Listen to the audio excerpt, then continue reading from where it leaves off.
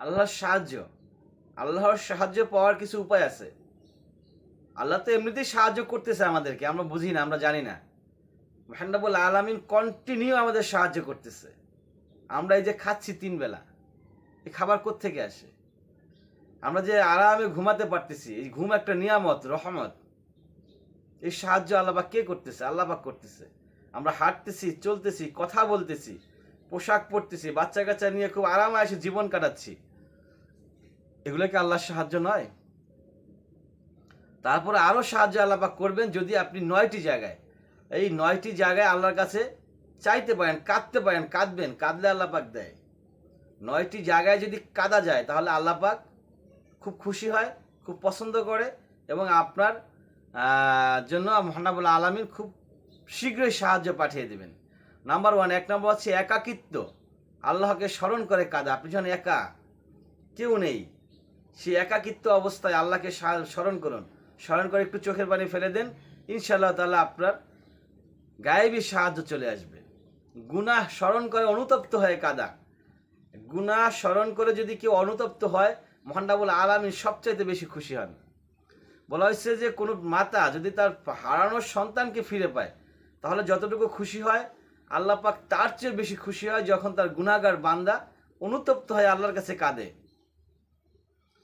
এবং তখন আপনি যা চাইবেন আল্লাহ আপনাকে তাই দিয়ে দেবেন ইনশাআল্লাহ তাআলা।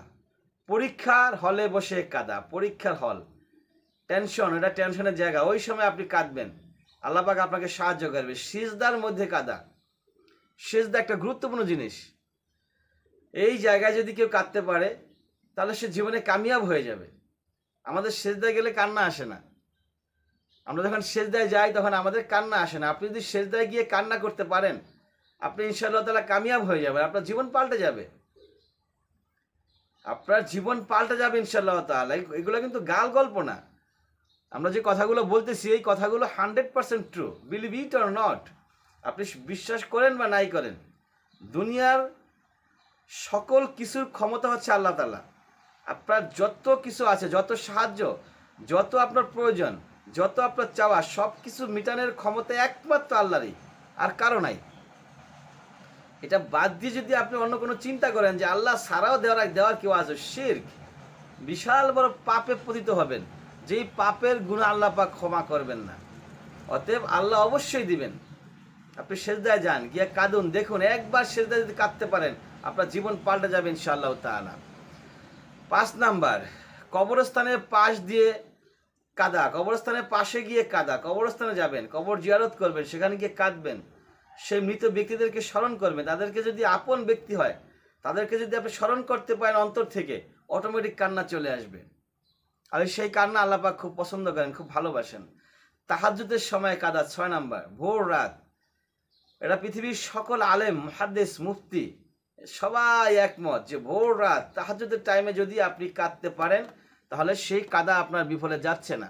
এটা পৃথিবীর সকল ইসলামী স্কলাররা একমত। হসপিটালের বেডে বসে কাঁদা। হসপিটাল, আপনি অসুস্থ, সেই অসুস্থ ব্যক্তিকে দেখতে গিয়ে যদি আপনি কাঁদেন তাহলে উপকার বেশি। যিনি অসুস্থ তার চাইতে যে ব্যক্তি দেখতে গেল, দেখতে গিয়ে যদি গেস্ট, দর্শনার্থী, ভিজিটর, কোনো ভিজিটর যদি সেখানে গিয়ে কান্না করতে পারে ওই ব্যক্তির জন্য, অসুস্থ রোগীর জন্য, তাহলে সে কামিয়াব হয়ে যাবে।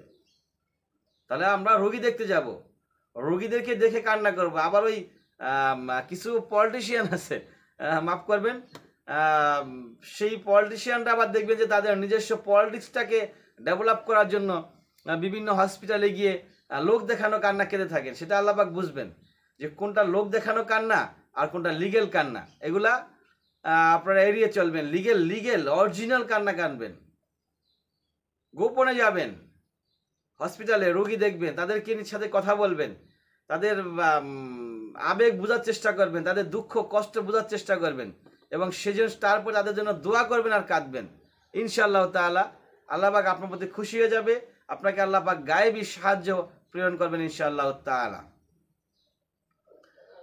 কোরআন তেলাওয়াত করতে গিয়ে কাঁদা।